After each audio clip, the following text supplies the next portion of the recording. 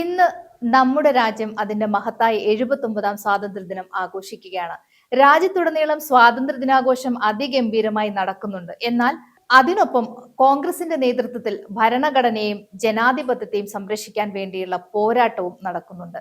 Vote കൊള്ളയ്ക്കെതിരെ പോരാടുന്ന രാഹുൽ ഗാന്ധിക്ക് ഐക്യദാർഢ്യം പ്രഖ്യാപിച്ചുകൊണ്ട് ഇന്നലെ രാത്രി KPCCയുടെ നേതൃത്വത്തിൽ ജില്ലാ ആസ്ഥാനങ്ങളിൽ ഫ്രീഡം ലൈറ്റ് എന്ന പേരിൽ നൈറ്റ് മാർച്ച് നടന്നിരുന്നു. എന്തുകൊണ്ടാണ് മറ്റെല്ലാ പ്രതിപക്ഷ കക്ഷികളെക്കാളും കോൺഗ്രസ് ഈ പോരാട്ടങ്ങൾക്ക് പ്രാധാന്യം നൽകുന്നത്? ഇന്ത്യൻ ഭരണഘടനയ്ക്കും ജനാധിപത്യത്തിനും വേണ്ടി എന്നും കോൺഗ്രസ് നിലകൊള്ളുന്നതിനുള്ള കാരണം എന്താണ്? ഉത്തരം വളരെ ലളിതമാണ്. നമ്മൾ ഈ കാണുന്ന ഇന്ത്യ എന്ന ആശയം കോൺഗ്രസ് സ്വപ്നം കണ്ടതാണ്. ഇന്ന് നമ്മൾ അനുഭവിക്കുന്ന ഇന്ത്യൻ ജനാധിപത്യം കോൺഗ്രസ് പടുത്തുയർത്തിയതാണ്.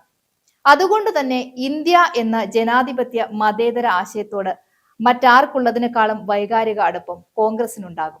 ഇന്ത്യ എന്ന ഈ ജനാധിപത്യ ആശയത്തെ ഒരു കാലത്തും സംഘപരിവാറിന് മനസ്സിലാക്കാൻ പോലും ആകില്ല. കാരണം അവർക്ക് വേണ്ടത് ജനാധിപത്യ രാഷ്ട്രമല്ല, മറിച്ച് ഹിന്ദുത്വ രാഷ്ട്രത്തെയാണ്.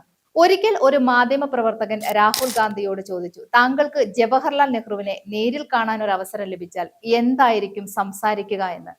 അതിന് രാഹുൽ നൽകിയ മറുപടി, ഞാൻ എന്റെ ജീവിതത്തിൽ എന്ത് ചെയ്യരുതെന്നാണ് അങ്ങ് ആഗ്രഹിക്കുന്നത് എന്ന് ജവഹർലാൽ നെഹ്റുവിനോട് താൻ ചോദിക്കും എന്നായിരുന്നു. അതിനൊപ്പം രാഹുൽ ഒരു കാര്യം കൂടി ചേർത്തു, അതിനുള്ള ഉത്തരവും എനിക്ക് തന്നെ ധാരണയുണ്ട്. എന്തൊക്കെ സംഭവിച്ചാലും സംഘപരിവാറിനൊപ്പം ഐക്യപ്പെടരുത് എന്നായിരിക്കും ജവഹർലാൽ നെഹ്റു നൽകുന്ന മറുപടി എന്ന്. കോൺഗ്രസ് എന്ന ആശയം എന്താണെന്നും ആ ആശയത്തിന് ജനാധിപത്യ മതേതര ഇന്ത്യ എത്രമാത്രം വലുതാണ് എന്നും രാഹുലിന്റെ ഈ മറുപടിയിലുണ്ട്. കന്യാസ്ത്രീകളെ ഛത്തീസ്ഗഡിൽ അകാരണമായി ജയിലിലടച്ചപ്പോൾ കോൺഗ്രസ് എന്തിനാണ് വലിയ പ്രക്ഷോഭങ്ങൾ നടത്തിയത്? മറ്റൊരു രാഷ്ട്രീയ പാർട്ടിയിലും കണ്ടെത്താത്ത വോട്ട് മോഷണത്തെ തെളിവ് സഹിതം കണ്ടെത്തി ഈ രാജ്യത്തിന് മുന്നിൽ അവതരിപ്പിച്ചു. സുതാര്യമായ തിരഞ്ഞെടുപ്പിന് വേണ്ടി കോൺഗ്രസ് പൊരുതുന്നത് എന്തിനു വേണ്ടിയാണ്? ഈ രാജ്യത്തിലെ മനുഷ്യർക്ക് നീതിയും തുല്യതയും ഉറപ്പാക്കാൻ വേണ്ടി എന്തിനാണ് കോൺഗ്രസ് എല്ലാ കാലവും പോരാട്ടങ്ങൾ നയിച്ചിട്ടുള്ളത്? ഈ ചോദ്യങ്ങൾക്ക് എല്ലാമുള്ള ഉത്തരം ഒന്നാണ്. ഇന്ത്യ എന്ന മഹത്തായ ജനാധിപത്യ മതേതര രാഷ്ട്രം തകർന്നു വീഴാൻ ഒരു കാലത്തും കോൺഗ്രസ് അനുവദിക്കില്ല എന്ന ഉത്തരം. അതിനുള്ള കാരണവും നമ്മൾ മുകളിൽ സംസാരിച്ചത് തന്നെ. ഈ രാജ്യത്തിന്റെ സ്വാതന്ത്ര്യത്തിന് വേണ്ടി പോരാട്ടം നടത്തി സ്വാതന്ത്ര്യം വാങ്ങിയെടുത്ത പ്രസ്ഥാനം, അതിനുശേഷം ഒന്നുമില്ലായ്മയിൽ നിന്ന് ഈ രാജ്യത്തെ കെട്ടിപ്പടുത്തിയ പ്രത്യയശാസ്ത്രം. നമ്മൾ ചരിത്രം വായിക്കുമ്പോൾ ഒരു കാര്യം മനസ്സിലാവും, മറ്റൊരു രാഷ്ട്രീയ പാർട്ടിയുടെയും ചരിത്രം പോലെയല്ല കോൺഗ്രസ് പാർട്ടിയുടെ ചരിത്രം. കോൺഗ്രസ് പാർട്ടിയുടെ ചരിത്രം എന്നത് ഈ രാഷ്ട്രത്തിന്റെ ചരിത്രം കൂടിയാണ്. ഈ സ്വാതന്ത്ര്യ ദിനവേളയിൽ നമുക്ക് ഇന്ത്യയുടെ വോട്ടിന്റെ ചരിത്രത്തിലേക്ക് ഒന്ന് പോകാം. ഇന്ത്യയുടെ പ്രഥമ തിരഞ്ഞെടുപ്പ് പ്രായപൂർത്തിയായ എല്ലാ പൗരന്മാർക്കും ഒരു വോട്ട് വീതം ഉള്ള ജനാധിപത്യ തിരഞ്ഞെടുപ്പ്. ഇന്ത്യയിൽ സാർവത്രിക വോട്ടെടുപ്പ് നടപ്പിലാക്കാൻ പോകുന്നു എന്ന വാർത്ത വലിയ വിമർശനങ്ങളും പരിഹാസങ്ങളും നേരിട്ടു. ഇന്ത്യൻ സാർവത്രിക വോട്ടവകാശ പൂർണ്ണ പരാജയമായിരുന്നു എന്ന് പറയാൻ വേണ്ടിയാകും നെഹ്റു ഇനിയുള്ള കാലം ജീവിക്കുക എന്നാണ് RSS മുഖപത്രമായ ഓർഗനൈസർ ഇന്ത്യയുടെ പ്രഥമ തിരഞ്ഞെടുപ്പിനെ പറ്റി എഴുതിയത്. വായിക്കാൻ കൂടി അറിയാത്ത ഒരു ജനതയ്ക്കിടയിൽ എങ്ങനെയാണ് തിരഞ്ഞെടുപ്പ് നടത്തുക എന്ന ചോദ്യങ്ങൾ നാനാ ദിക്കിൽ നിന്നും ഉണ്ടായി. എന്നാൽ തിരഞ്ഞെടുപ്പ് പൂർത്തിയാകുമ്പോൾ അതുവരെ വിമർശിച്ചവരെ കൊണ്ടെല്ലാം ജവഹർലാൽ നെഹ്റു തിരുത്തി പറയിക്കുന്നുണ്ട്. ഇന്ത്യ പോലൊരു രാജ്യത്ത് സാർവത്രിക വോട്ടവകാശം വിജയകരമായി നടത്തിയതിന്റെ ചരിത്രത്തിനൊപ്പമാണ് നെഹ്റുവിന്റെ പേര് കാലം എഴുതി ചേർത്തത്. ഒരു പക്ഷേ ലോകത്ത് ഒരു ജനാധിപത്യ രാഷ്ട്രവും കാണാത്ത രീതിയിലുള്ള തിരഞ്ഞെടുപ്പ് പ്രചരണമായിരുന്നു ജവഹർലാൽ നെഹ്റു അന്ന് നയിച്ചത്. പ്രചരണ വേളകളിൽ കേവലമായി വോട്ട് ചോദിക്കുക എന്നതായിരുന്നില്ല നെഹ്റുവിന്റെ രാഷ്ട്രീയം. ഇന്ത്യ ഒരു രാഷ്ട്രമായി എങ്ങോട്ട് സഞ്ചരിക്കണമെന്നും അതിൽ ഓരോ പൗരനും എങ്ങനെ പങ്കാളികളാവണം എന്നുമാണ് നെഹ്റു സംസാരിച്ചിരുന്നത്. ഇന്ത്യ മുഴുവൻ ഓടി നടന്ന് നെഹ്റു സംവദിച്ചത് ഒരു തിരഞ്ഞെടുപ്പ് ജയിക്കാൻ വേണ്ടിയായിരുന്നില്ല, മറിച്ച് ജനാധിപത്യ രാഷ്ട്രീയവും ദിശാബോധവും കെട്ടിപ്പടുക്കാനായിരുന്നു. ചുരുക്കം പറഞ്ഞാൽ നെഹ്റുവിന്റെ തിരഞ്ഞെടുപ്പ് പ്രചരണം ഇന്ത്യയിലെ ജനങ്ങളെ രാഷ്ട്രീയമായി സാക്ഷരരാക്കാനുള്ള വേദികളായിരുന്നു. ഇങ്ങനെ ഒരു രാജ്യത്ത് ജനാധിപത്യ സംവിധാനത്തെ രൂപപ്പെടുത്തിയെടുത്ത ഒരു പ്രസ്ഥാനത്തിന് എങ്ങനെയാണ് അതെല്ലാം അട്ടിമറിക്കപ്പെടുമ്പോൾ നോക്കി നിൽക്കാൻ ആകുന്നത്? ഇതൊരു ഉദാഹരണം മാത്രമാണ്.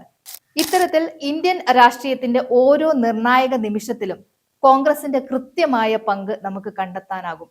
ബ്രിട്ടൻ ഇന്ത്യ വിടുമ്പോൾ ഇന്ത്യക്ക് സ്വന്തമായി സൂചി പോലും നിർമ്മിക്കാനുള്ള ശേഷിയുണ്ടായിരുന്നില്ല. ഇന്ത്യൻ സമ്പദ്ഘടന തച്ച് തകർത്താണ് ഇവിടെ നിന്നും വെള്ളക്കാർ ഇറങ്ങിപ്പോയത്. എന്നാൽ അവിടെ നിന്ന് ഇന്ത്യ ഇന്ന് കാണുന്ന നിലയിൽ ലോകത്തിലെ ഏറ്റവും വലിയ ശക്തികളിൽ ഒന്നായി മാറിയതിന്റെ ചരിത്രം പരിശോധിക്കുമ്പോൾ ആ ചരിത്രത്തിൽ എപ്പോഴും നമുക്ക് കാണാൻ കഴിയുന്ന ഒരൊറ്റ രാഷ്ട്രീയ പാർട്ടിയുടെ പേരേ ഉള്ളൂ. അത് ഇന്ത്യൻ നാഷണൽ കോൺഗ്രസ് എന്ന് തന്നെയാണ്.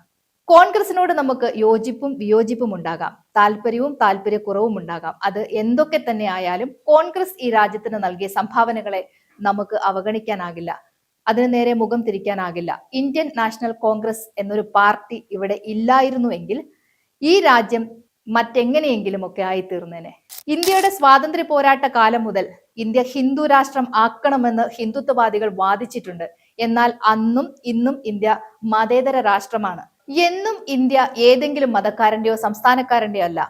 ഇന്ത്യ എന്നത് ഇന്ത്യക്കാരന്റെ രാഷ്ട്രമാണ് എന്നും പറഞ്ഞ് അതിനുവേണ്ടി വാദിച്ച് അങ്ങനെ ഒരു മതേതര രാഷ്ട്രത്തെ കെട്ടി ഉയർത്തിയ പ്രസ്ഥാനമാണ് കോൺഗ്രസ് എന്നത്. അതുകൊണ്ട് തന്നെ ആ ആശയത്തിന് നേരെ ആര് തന്നെ തോക്കു ചൂണ്ടിയാലും അതിലെ വെടിയുണ്ട കോൺഗ്രസിനെ മറികടന്നു പോകില്ല. കാരണം അവർക്ക് വഴികാട്ടിയായത് ഇന്ത്യ എന്ന ആശയത്തിന് വേണ്ടി ജീവിച്ചു മരിച്ച മഹാത്മാഗാന്ധി എന്ന മഹാമനുഷ്യനാണ്. ഗാന്ധിക്ക് നേരെ വലതുപക്ഷ തീവ്രവാദികൾ നിറയൊഴിച്ചതിന്റെ പിന്നിലെയും കാരണം അവരുടെ വർഗീയ അജണ്ടകളെ ഗാന്ധി എക്കാലത്തും എതിർത്തിരുന്നു എന്ന് തന്നെയാണല്ലോ. എന്തിനു വേണ്ടിയാണ് ബ്രിട്ടീഷുകാരോട് കോൺഗ്രസ് പോരാടിയത് എന്ന ചോദ്യത്തിനും എന്തിനു വേണ്ടിയാണ് കോൺഗ്രസ് നിലവിൽ പോരാടുന്നത് എന്ന ചോദ്യത്തിനും ഉത്തരം ഈ രാജ്യത്തിന് വേണ്ടി എന്ന് മാത്രമാണ്. ഈ രാജ്യത്തിന് വേണ്ടി കോൺഗ്രസ് പോരാട്ടങ്ങൾ നയിക്കുമ്പോൾ അതിനൊപ്പം രാജ്യസ്നേഹികളായ നമുക്ക് ഓരോരുത്തർക്കും ചേർന്ന് നിൽക്കാം. എല്ലാ രാജ്യസ്നേഹികൾക്കും സ്വാതന്ത്ര്യ ദിനാശംസകൾ.